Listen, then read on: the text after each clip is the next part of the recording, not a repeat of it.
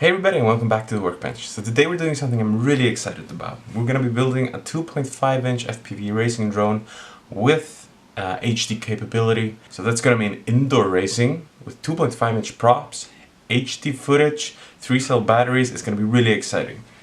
So let's take a look at the parts that I have for this build. Number one, we've got the iFlight 2.5-inch frame. This is the iX2. This is a really cool small little frame that looks really good on paper and it's quite affordable, coming out only $20. Now, for the flight controller, we're going with the F3 Mini Magnum stack. This is a tiny 20 by 20 stack that comes all built with a built-in flight controller and ESC. And just like super simple installation, so it makes your builds clean and easy. It takes 3 to 4S batteries, has a BL-Heli-S ESC that can output 12 amps, and that's going to be plenty for 2.5-inch props. Now the motors, they are Racer Star motors actually, going for a little bit of a budget option. That is, these are 1106 3800 kV motors. I figured that'll give me just the correct amount of thrust for a little bit of indoors racing. I got a 4-pack of these for only $34.99, so pretty good deal there. As for the VTX, we're going with this appears to be kind of a new brand. This is an EWRF E7082C. Bit of a difficult name there. This is a variable VTX that does 25 milliwatt, 100 milliwatt or 200 milliwatt outputs. It's really tiny, looks to be a simple install, but it has good reviews, so we're hoping for the quality to be pretty decent on this. And last but not least, we have the Caddx Turtle. So what this is going to give us is, this is pretty similar to the Runcam Split. This is going to give us HD footage, 1080p, and a pretty solid FPV camera as well. Now this is coming in at $55, so it's a little bit more affordable than in the Runcam Split, but from the footage that I've seen so far, it's the quality is actually quite respectable. So I'm excited to see how that's gonna look in the indoor racing. So that's all our parts. Let's get down to it. Let's start building. Alright, so let's get started on the build. Now I'm just gonna take you through it step by step. I'm not gonna go into a lot of detail. So first things first, let's get the frame unpacked and laid out. After that, we're going to go ahead and start to screw in the motors. These motor screws that came with the motors were too short, so I ended up using the screws that are actually for the props in the bottom, and then I just used some other M2 screws I had lying around for the propellers. So the 2 screws per motor will be quite enough. After we finish securing the motors onto the frame, we can go ahead and start to work on our electronics. Now, you're going to want to start by pre-tinning the pads that you're going to need on the flight controller itself. The good thing about this flight controller, it has all of the connectors out in front, so they're easily accessible. Now what I'm doing here is I'm just soldering on the wires for the receiver. The blue wire is the S-bus, while the white is the power and the black is ground. And then I just go ahead and solder the other wires onto my receiver. Now I'm working with an XM Plus receiver here, that's a FreeSky receiver. After that, we're just going to go ahead and start to solder the VTX wires onto the flight controller. We start by putting the positive and the ground wires, and then the video out wire goes right there. Now, just before I go any further, I'm going to finish the battery connector. We'll just make this a short connector, and I'm using an XT30 here because most of the batteries you'll find are the proper size for this drone come with XT30s. After we solder them onto the connector, just use a little bit of a heat shrink, and if you don't have a heat gun, you can just use a lighter to heat up the heat shrink. That'll shrink it down nicely. After that, we can go ahead and pre-tin the battery pads on the flight controller. And what you gotta make sure here, because I'm working here with a very small soldering tip, is that you make sure you get enough heat into the board when you solder it on, and then double check that you have a strong connection. After that, we gotta start thinking about how we're gonna connect our camera, our Caddx Turtle, to the board. Now it comes with this big board that has 20 by 20 connection that you're gonna have to put in the stack later. But for now, I'll just solder up the proper connectors. You put the positive to positive and the negative to negative, and then you connect the yellow wire to the video in. of your flight controller. That'll allow you to put OSD on later, because this flight controller offers Betaflight OSD. After that, we put these nylon connectors on top of the flight controller, so we can go ahead and put the camera board that came with our Caddx Turtle on top, like so. And if we've completed all our connections already, it should be fairly neat once it comes together. After that, we can just start thinking about the final assembly. First step is to put the stack that we've finished into the frame itself. We're gonna just take the nylon screws that came with the stack and just screw it in from the bottom here. Keeping in mind that our Caddx Turtle board is now at the top of the stack, making it a bit taller.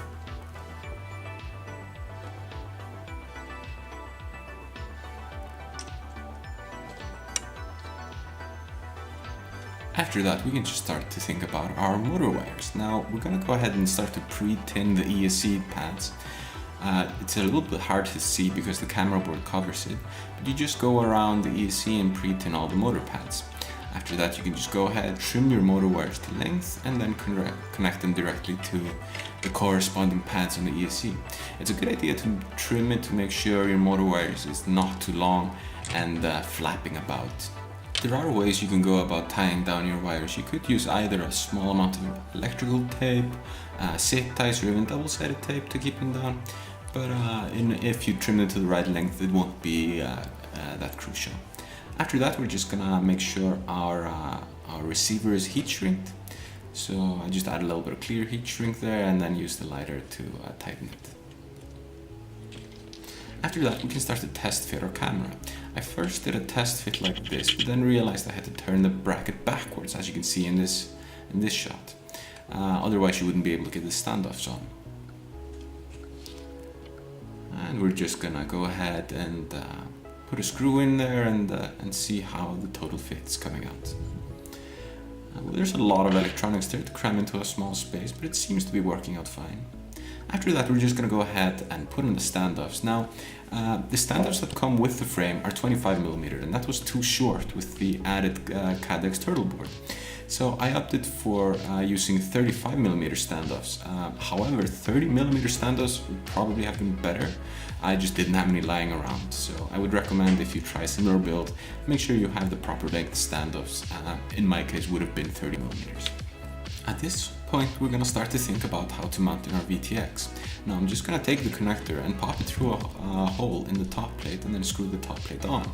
That means that later I can just plug in the VTX from the top like so, and then I'll use some VHB to tape it down and a zip tie on top just to make sure.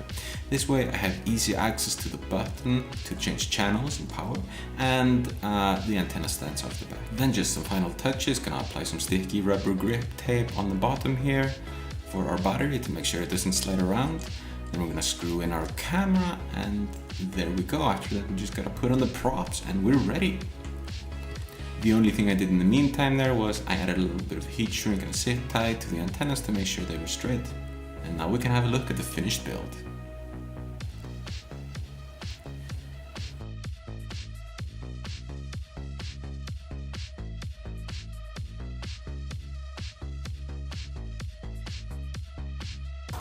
Hey everybody, so the building's all done and it's time to test our 2.5-inch build. So we'll just come out here in a little bit of a outside area. It's a calm day, so we should be able to fly our little 2.5-inch. Now we're just gonna throw a battery on there and I'll show it to you uncut.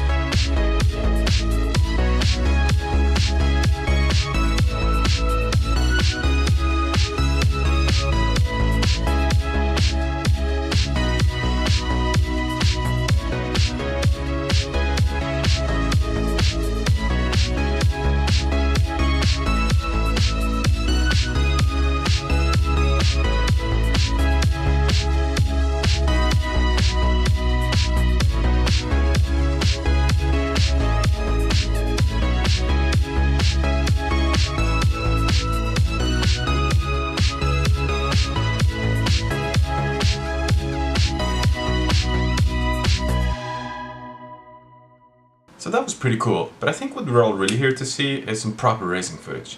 So let's take a look at the first indoor race I did with this drone.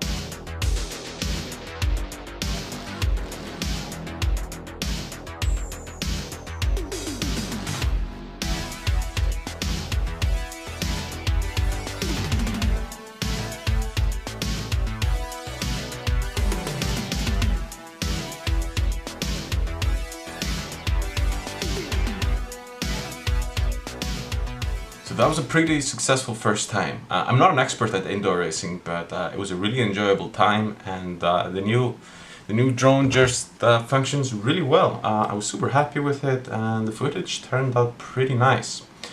Probably the only thing I would make different is it does need lower standoffs, and if you wanted to upgrade this a bit on power, you could go for a 4-cell battery instead of 3-cell. But if you did that, you'd have to upgrade your motors. But all the other components here are rated for 4-cell. So if you want to make that speed upgrade, you can go ahead and look for some Forest motors. I'll actually leave a couple down in the description, just in case you want to take a look at that.